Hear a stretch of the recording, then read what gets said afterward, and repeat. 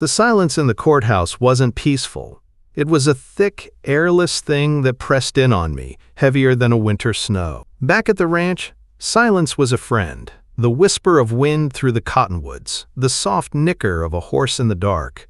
Here, it was the sound of my world ending. I stood before Judge Wallace, my hat held loose in my hands, its brim worn smooth by years of work and worry. The wood of the defendant's lectern felt slick and foreign beneath my calloused fingers. I was a ghost in my own life, haunting the edges of a story that had lost its meaning the day I buried Eleonora.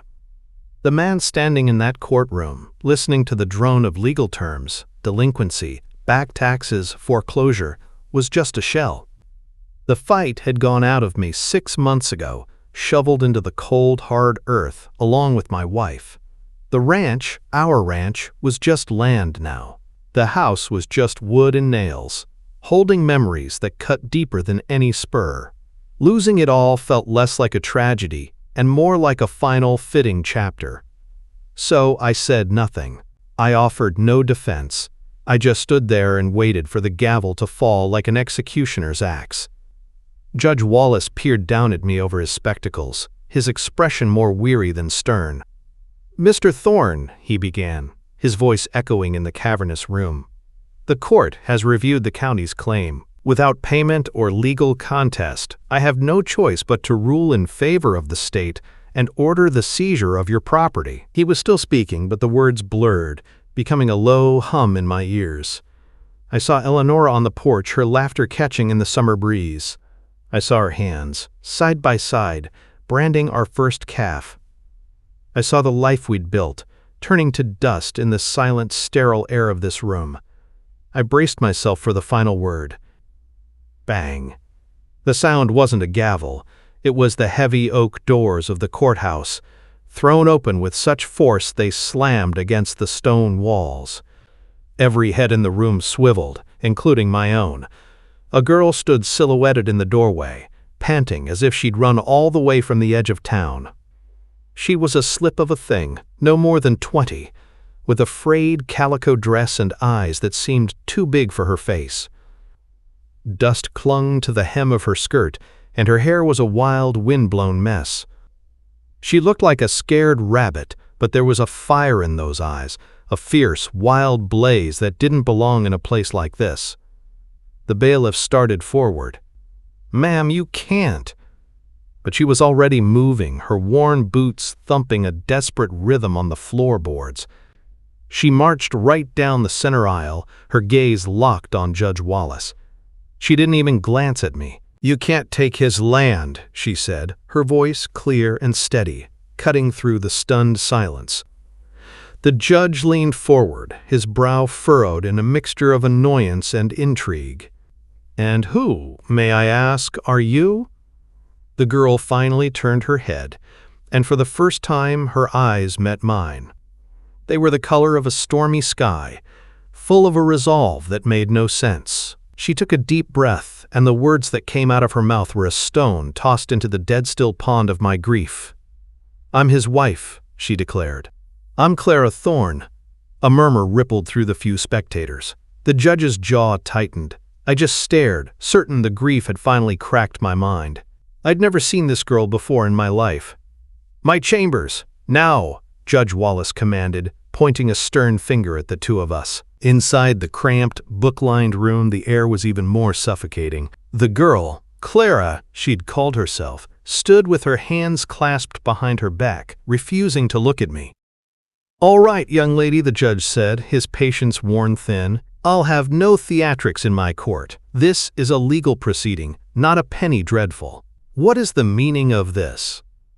I expected her to crumble. I expected tears, a confession, some flimsy, foolish story. Instead, she lifted her chin.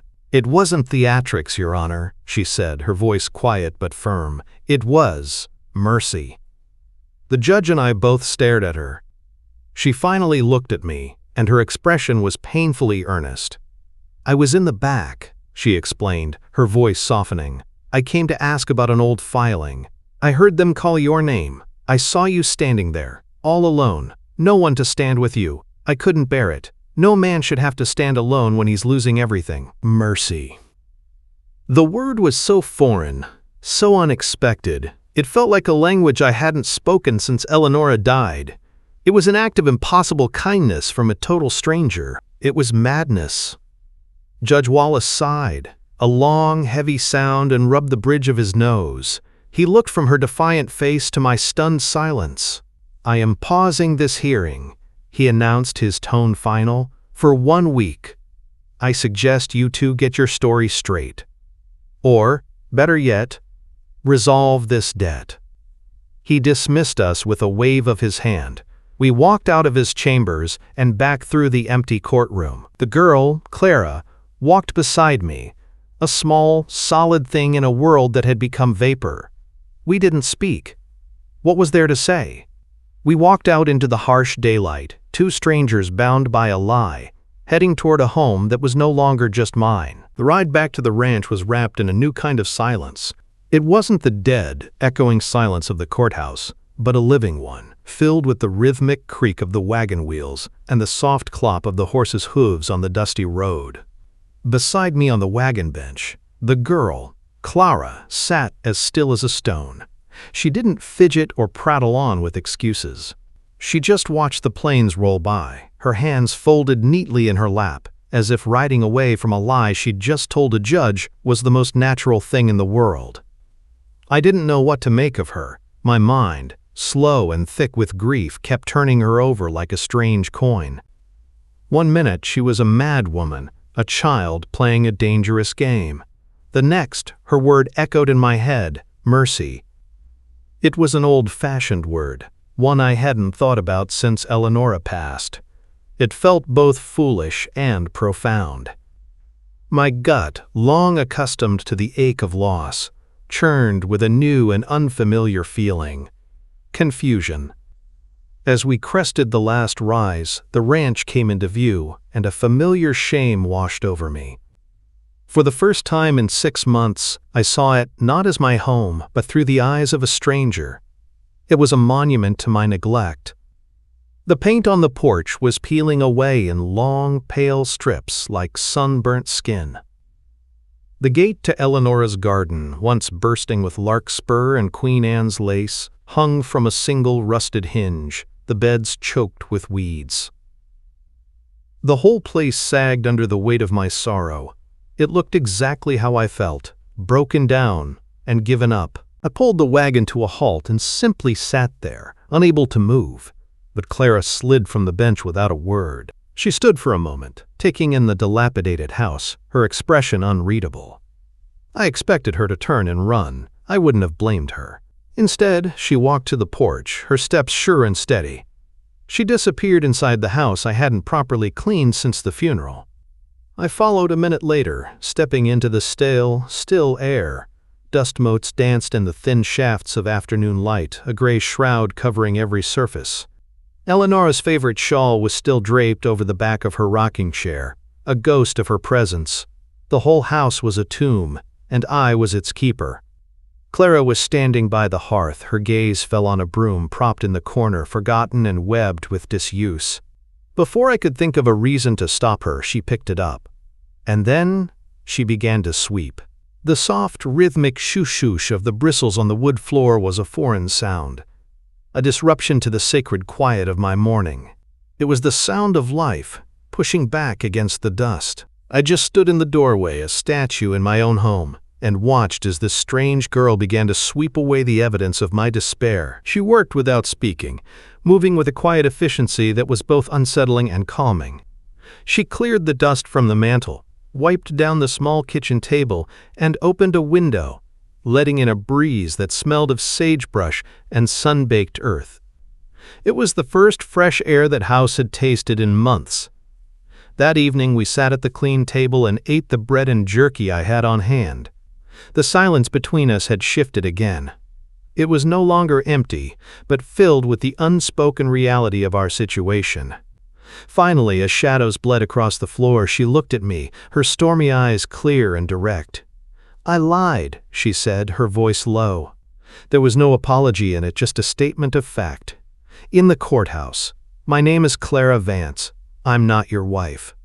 I nodded slowly, pushing a crumb around on the table with my finger. "I'll be gone by morning," she added, her hands folded on the table. "I won't cause you any more trouble." She was offering me an escape, an easy return to the solitude I thought I wanted. I looked around the room, at the clean floor and the open window. I thought of her standing in that courtroom, a fierce, defiant shield between me and the end of my world. I thought of her face when she said the word mercy. For 6 months, I had been utterly alone. She had broken that spell, not with a plan or a promise, but with a single, incomprehensible act of kindness. The thought of the house falling silent again, of the dust settling back into its rightful place, was suddenly unbearable. I looked up and met her gaze. My voice felt rough from disuse. "Stay." It was just one word, but it felt like a foundation stone being laid. She didn't ask why. She just gave a small, almost imperceptible nod. That night, she took a spare blanket and made a bed by the cold hearth, and I returned to my room. 2 strangers under one roof, adrift in a sea of unspoken sorrow and held together by a lie that felt, in the deep quiet of that night, more like a fragile truth. Days bled into a week, and a strange, quiet rhythm took hold of the ranch. It was a language without words. I'd rise before the sun, the habit of a lifetime, and find coffee already brewing on the stove, the scent mingling with the wood smoke Clara coaxed from the hearth. I'd work the fence lines and tend to the stock, tasks that had felt like hauling my own casket around. Now they just felt like work again. When I'd return, caked in dust and sweat, there would be a plate of something simple on the table and a bucket of warm water waiting by the door. Clara moved through the house like a whisper. She mended my torn shirts with neat, tiny stitches I hadn't seen since my mother was alive. She coaxed the half-dead chickens into laying again and pulled the most stubborn weeds from Eleonora's garden, her small frame wiry and strong. She never touched Eleonora's rocking chair or the shawl draped over it. She respected the ghosts, but she refused to let the dust have the final say. We were 2 strangers living in the spaces between words, our fragile arrangement held together by routine and shared silence. The thaw began with a splinter. I was wrestling with a rotten fence post when a sliver of old, angry cedar drove itself deep into the palm of my hand. Cursing under my breath, I spent a frustrating half-hour trying to dig it out with the tip of my knife, only managing to make it worse. I came back to the house that evening with my hand throbbing, wrapped clumsily in a piece of my shirt tail. Clara saw it immediately. She put down the dish she was drying and said, "Sit." It wasn't a request. Before I could protest, she was there with a bowl of hot water, a clean rag, and a sewing needle she'd sterilized in the lamp's flame. I'm not a man who accepts help easily, but I was tired, and my hand burned like a hot coal. I grudgingly held it out. Her touch was surprisingly gentle. Her fingers were small but steady as she unwrapped the makeshift bandage and cleaned the wound. I found myself watching her face, the intense concentration in her brow, the way she bit her lip as she worked. She smelled of soap and sunshine. When she finally drew the splinter out with a quick, expert flick of the needle, I let out a breath I hadn't realized I was holding. She bandaged my hand with a clean strip of cotton, her movements efficient and sure. "Thank you," I mumbled, the words feeling clumsy in my mouth. She just nodded, her eyes meeting mine for a brief second before she went back to her chores. But something had shifted. Her care had been a simple, practical act, but it felt like the first warmth I'd let touch my skin in months. The next morning, I went into the small chest where Eleonora kept a few of her things. I pulled out a pair of her old riding boots. They weren't fancy, but they were sturdy leather, and she'd kept them meticulously oiled and cared for. They were the boots of a woman who understood what this land demanded. I left them on the porch, right beside the door where Clara would see them when she stepped out. I didn't say a word about it. When I came back for lunch, they were gone. Later, I saw her from a distance, walking toward the creek, her small frame looking a little more grounded, a little more solid, in Eleonora's boots. The turning point came on our trip to the trading post. The place went quiet the moment we walked in. Eyes followed us down the aisles. I could feel their whispers like insects crawling on my neck. Mr. Henderson, the proprietor, leaned over the counter, his curiosity poorly disguised. "Morning, Elias," he said, his gaze flicking to Clara, who was examining a sack of flour. "Didn't know you had company." The air grew thick with anticipation. The gossips near the fabric bolts stopped their chatter. This was it. The moment I had to choose. I could ignore him, let the lie fester in the shadows, or I could own it. I thought of Clara, sweeping the dust from my life, tending my wound, walking in my late wife's boots. I thought of her standing alone for me, in that courthouse. I looked Mr. Henderson square in the eye, my voice steady and clear, loud enough for the whole store to hear. "Just getting some supplies," I said, "for my wife." The word hung in the air, solid and real. I saw a flicker in Clara's eyes, a slight straightening of her shoulders. The whispers died. On the ride home, the silence in the wagon wasn't empty or awkward. It was comfortable, a shared understanding. The unspoken pact we'd made in the judge's chambers had finally been sealed, not in a dusty room, but in the open air, for all the world to see. A quiet peace had settled over the ranch, as gentle and welcome as a summer rain.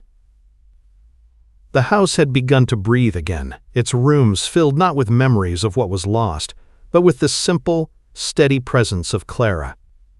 I'd watch her from the far fields, a small figure moving with purpose in Eleonora's garden, coaxing green shoots from the stubborn soil. Color was returning to the land, and to the hollowed-out corners of my own heart.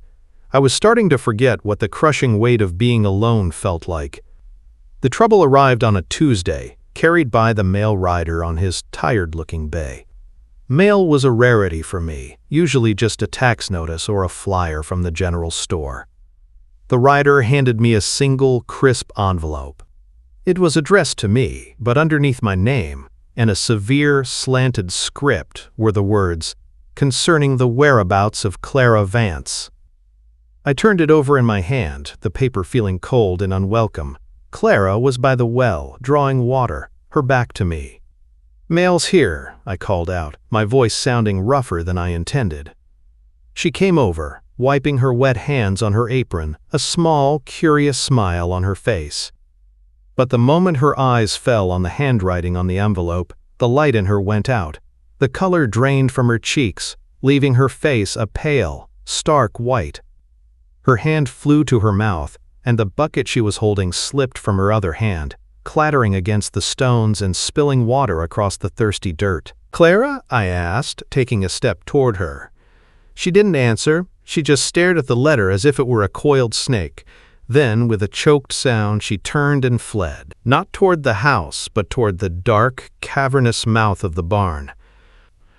I found her huddled in an empty stall, tucked back in the shadows, trying to make herself small enough to disappear. Her shoulders were shaking, her face buried in her knees. I stood there for a long moment, the menacing letter still in my hand, the silence of the barn broken by her ragged breaths. I didn't know the words for this kind of comfort, so I just sat on a hay bale nearby, offering nothing but my presence. After a long while she looked up, her eyes red-rimmed and terrified. "It's from her," she whispered. "Mrs. Gable." I opened the envelope. The letter was short, cruel, and to the point. It was written by a woman named Beatrice Gable, Clara's former employer in a town 2 counties over.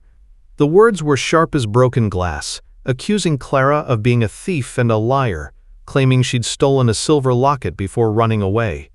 It ended with a clear threat: return what was stolen and confess her deception, or Mrs. Gable would see her charged and jailed. "She's a powerful woman," Clara said, her voice trembling. "Her husband owns the bank. They're respected. No one would believe me." She finally broke, a sob tearing from her throat.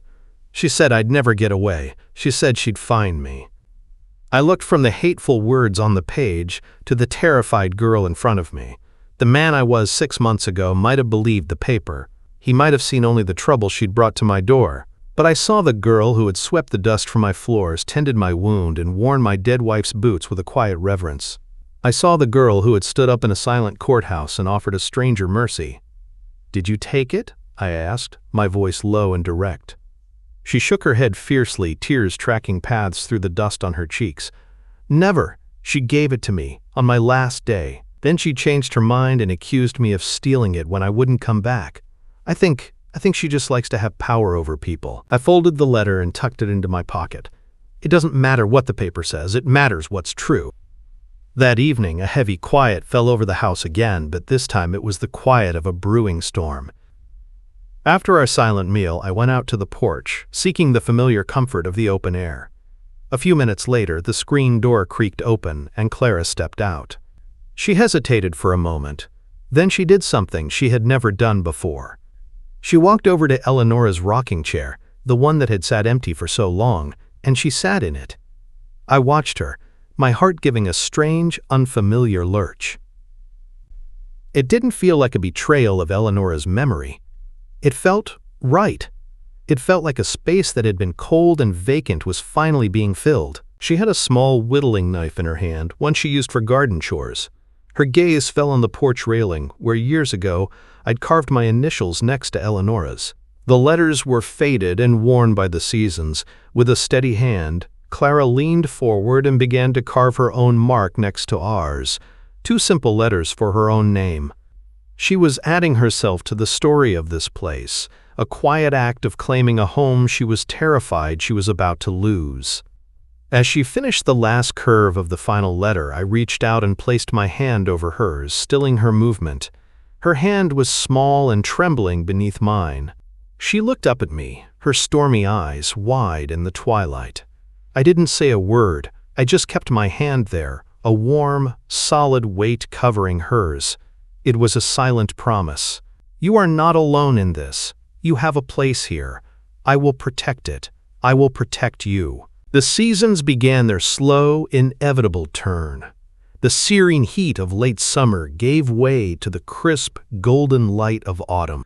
On the ranch, the change was more than just the color of the leaves on the cottonwoods. The peace we had found was no longer fragile. It was settling into something solid, something real. We still lived in a world of few words, but our silence was now a comfortable blanket, not an empty chasm. We began to face the town as a unit. When we went to the trading post, the whispers still followed us, but now, when I felt Clara tense beside me, I'd shift my weight, a small, unconscious movement that let her know I was standing with her. Her presence had become as vital as the water from the well. Our resolve was tested on a day when the sky was a brilliant, cloudless blue. I was repairing the harness for the wagon when I saw a rider approaching, the sun glinting off the star on his chest long before I could make out his face. It was Sheriff Brody. He was a decent man, but he was a man of the law, and he didn't make social calls this far out. A cold knot formed in my stomach.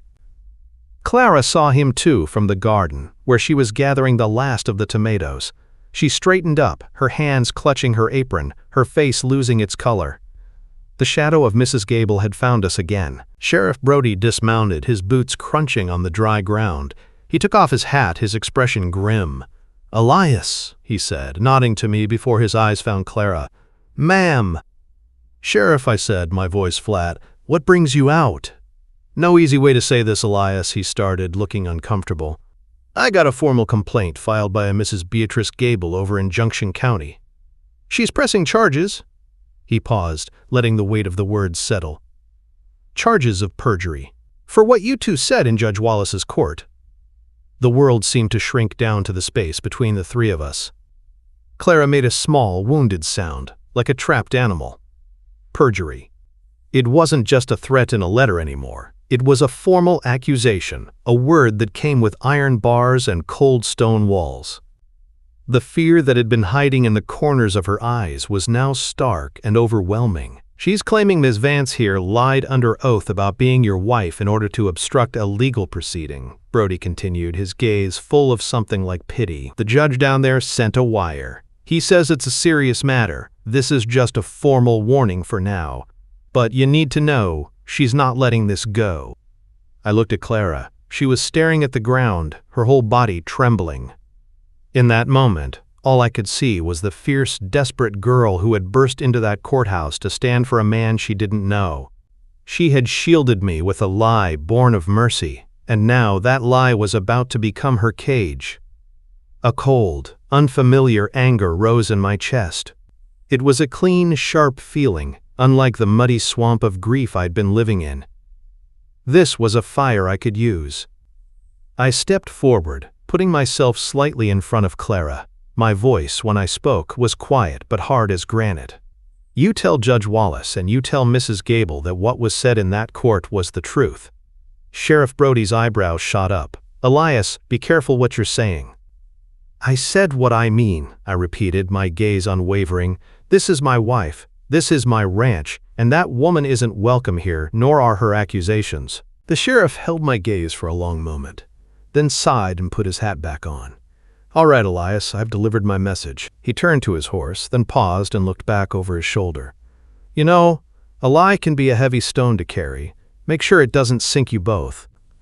He rode off, leaving a trail of dust in his wake. The air was still, but it felt charged, like the moment before a lightning strike. Clara hadn't moved. I turned to her, and she finally looked up, her eyes swimming with terror and despair. She'll win, Clara whispered, her voice breaking. She'll send me to jail. I reached out and, for the first time, took her by the arms. Her frame was so small, so bird-like, yet she had the strength of an oak tree inside her. I made her look at me. No, she won't, I said, my voice low and fierce with a promise I knew I had to keep. Let her try. I can stand between you and her. I gave her a small, firm shake to make her believe it. Her fight is with me now, too. Her fight was now my fight. As I said the words, I realized they were the truest thing I'd said in a very long time. Sleep offered no escape that night. Mrs. Gable's threat was a phantom in every shadow, her accusation a poison seeping into the quiet peace we had built. I saw the terror in Clara's eyes every time a floorboard creaked, every time the wind howled a little too loudly around the eaves. She was trying to be brave, but she looked like a bird with a broken wing, waiting for the fox to strike. By dawn, I knew I couldn't just wait for the storm to break. I had to ride out and meet it. I rode to town not with the heavy, defeated heart of a man about to lose his land, but with a cold, hard purpose. I went straight to the courthouse and asked to see Judge Wallace. He saw me in his chambers, the same cramped, book-lined room where our strange story had begun. Elias, he said, his expression weary, I was hoping I wouldn't see you two back here under these circumstances. Sheriff Brody delivered the message, I said, getting straight to it. I need to know what we're facing. The judge leaned back in his chair, steepling his fingers. You're facing a powerful woman with a grudge and deep pockets. Perjury is a serious charge. It's her word against yours, and in these matters, the court tends to favor the established citizen over the newcomer. He chose his words carefully. She's lying, I said, the words like stone in my mouth. I believe you, the judge said, surprising me. But it's not about what I believe, Elias. It's about what can be proven. Mrs. Gable can produce witnesses who will swear Clara was just her hired girl. What can you produce? A woman who appeared out of thin air on the very day your ranch was to be foreclosed upon. He sighed. The story writes itself, and it doesn't paint a pretty picture for either of you. Legally, there's only one thing that would make Mrs. Gable's claim entirely moot. What's that? If the statement made in my court was in fact the truth, if you were actually married. I left the courthouse with the judge's words echoing in my head. A lie could be fought with another lie, with lawyers and legal tricks that would bleed me dry and likely fail, or it could be defeated with the truth. I walked past the lawyer's office and went directly to the county clerk. I walked out 20 minutes later with an official marriage license in my jacket pocket. When I got back to the ranch, I found Clara on her knees in Eleonora's garden, furiously pulling weeds as if she could tear her anxiety from the earth itself. She looked up as I approached, her face pale and strained. I went to see the judge, I said, my voice quiet. She stood slowly, brushing the dirt from her hands. What did he say? I took the folded paper from my pocket. It felt heavier than a deed, more binding than a contract. I held it out to her. She took it with trembling fingers and unfolded it. I watched her read the formal script, her eyes widening as she understood what it was. "The judge says a lie is a hard thing to prove or disprove," I explained, my voice steady. "But the truth is a rock. It can't be moved. This isn't about the law, Clara. It's about making our story true. It's about giving you a real claim to this place, so no one can ever threaten to take it, or you, away." I paused, making sure she met my gaze. "I want you to be safe here. I want this to be your home, for real." I took the pen I'd gotten from the clerk, and using the flat top of a fence post as a desk, I signed my name, Elias Thorne, on the designated line. The ink was dark and final. Then I held the paper and the pen out to her. "The choice is yours, completely. There's no pressure from me." I didn't wait for an answer. I placed the document and the pen on the porch railing and walked away, giving her the space to make her choice. I went to the woodpile behind the barn where I kept seasoned oak. I chose a few good, solid planks, slung my axe over my shoulder, and carried them to the porch. There, in the space next to my chair and Eleonora's, I began to work. The rhythmic scrape of my saw and the steady fall of the hammer were the only answer I gave to the fear that had invaded our home. I was building a new chair. I was building a place for her whether she signed the paper or not. I was building a future. The summons arrived less than a week later, as crisp and merciless as the first frost of the season. It wasn't a warning this time, it was a command. We were to appear before Judge Wallace to formally answer the charge of perjury. The marriage license sat on the mantelpiece, untouched. Clara hadn't signed it, but she hadn't thrown it away, either. It was a silent witness to the choice that now hung over us, heavy and unavoidable. We rode to town together, the new chair I'd built sitting empty on the porch behind us. We didn't speak of what was to come, there were no words for it. But as we dismounted in front of the courthouse, Clara reached out and put her hand on my arm. It was a small, fleeting gesture, but it felt like an anchor in a storm. "I'm ready," she said, her voice quiet but firm. The courtroom was fuller this time. It seemed half the town had turned out for the spectacle, their faces a mixture of pity, suspicion, and morbid curiosity. On the far side of the room sat Mrs. Beatrice Gable, a formidable woman in a severe black dress, her expression as hard and unyielding as granite. She looked at Clara with a cold, triumphant satisfaction that made my hands clench into fists. Judge Wallace called the court to order, his face grim. "We are here to address the charge of perjury brought by Mrs. Beatrice Gable against Miss Clara Vance and Mr. Elias Thorne. The accusation is that these two conspired to lie under oath, claiming a marital bond that does not exist." Mrs. Gable's lawyer, a slick man from Junction County, laid out her case with methodical cruelty. He painted Clara as a flighty, dishonest girl, and me as a desperate old fool, clinging to my land by any means necessary. He had witnesses who swore Clara was nothing more than a servant. Through it all, I kept my eyes forward, feeling Clara's stillness beside me. When he was finished, the judge turned to us. "Mr. Thorne, Miss Vance, you have heard the accusation. The law requires a simple answer. Is what you stated in this court a month ago, that you are husband and wife, the truth?" All eyes were on us. I could feel the weight of their judgment, the power of Mrs. Gable's smug certainty. But when I looked at Clara, I saw no fear. I saw the same fire, the same quiet resolve that had been there from the very beginning. I stood. "Your Honor," I began, my voice clear and steady, filling the silent room. "The law asks for a simple answer, but the truth isn't always simple. The truth is, I was a broken man. I was standing in this very room, ready to let go of the only home I've ever known because I had nothing left to fight for. I was alone." My gaze shifted to Clara. "And the truth is, this woman, a stranger, saw a man drowning and she offered him her hand. She may have spoken a word that wasn't yet a fact by law, but she spoke a deeper truth. She acted out of mercy. In the week since, she has brought life back to a place that was dying. She's brought order where there was chaos. She stood by me, and she's made my house a home again. So you ask me if she is my wife? In every way that matters, she already is." A murmur went through the crowd. Mrs. Gable's face was a mask of cold fury. Judge Wallace looked from me to Clara. "Miss Vance, do you have anything to add?" Clara rose, her small frame radiating a strength that belied her size.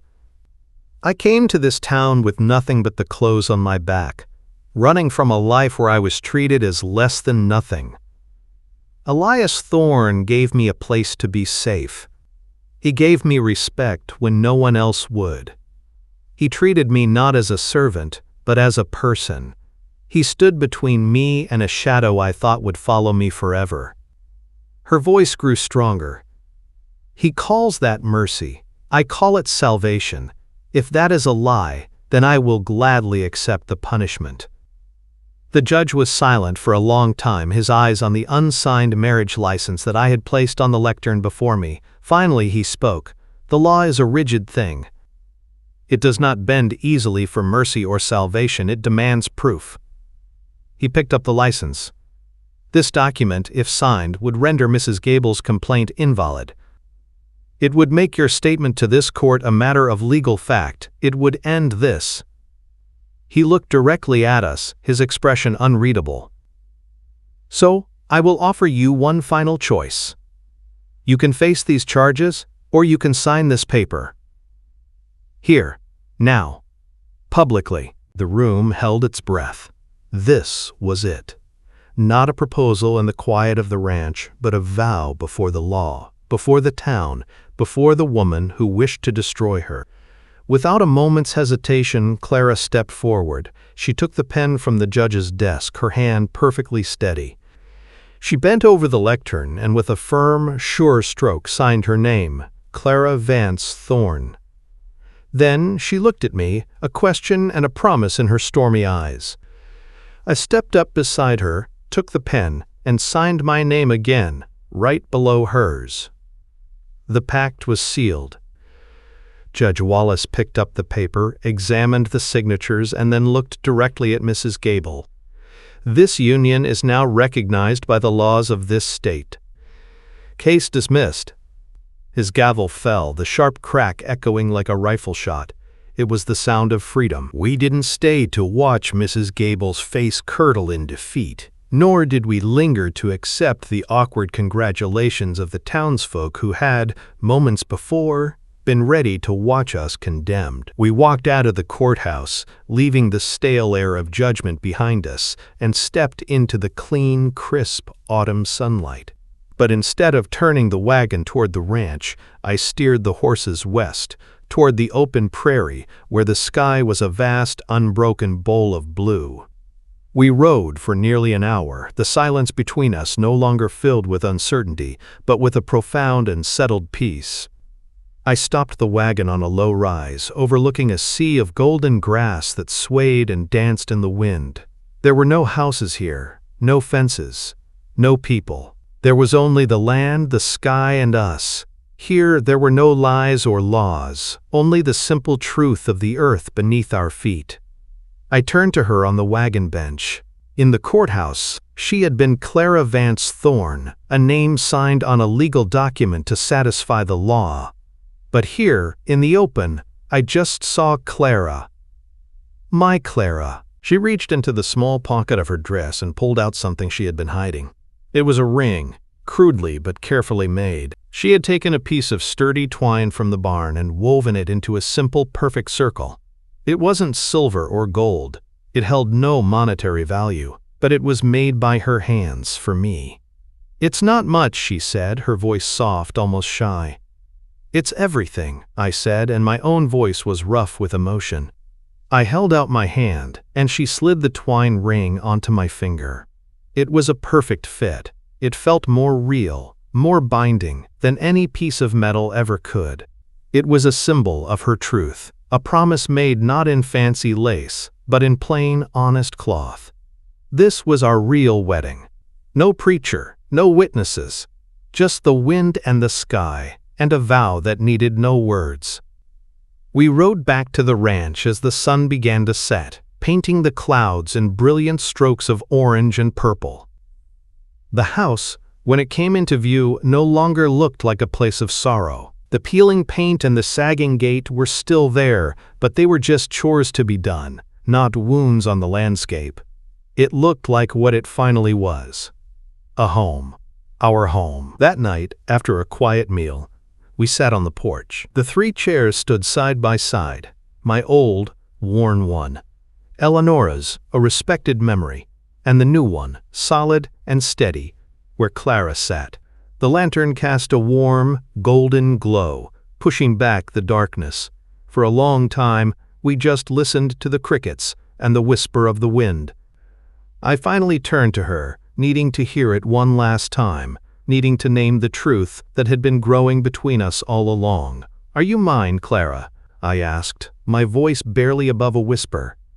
A slow smile spread across her face, a beautiful, radiant thing that reached all the way to her stormy eyes. She didn't hesitate. She didn't need to think. She already knew the answer. She had known it from the moment she burst through those courthouse doors. "I always was," she replied, her voice full of a gentle certainty that settled every last fear in my soul. "You just hadn't named it yet." I reached out and took her hand, my thumb stroking the back of it, her fingers intertwined with mine, a perfect fit. In the warm lantern light, our 2 shadows on the wall behind us merged into one, no longer separate or distinct.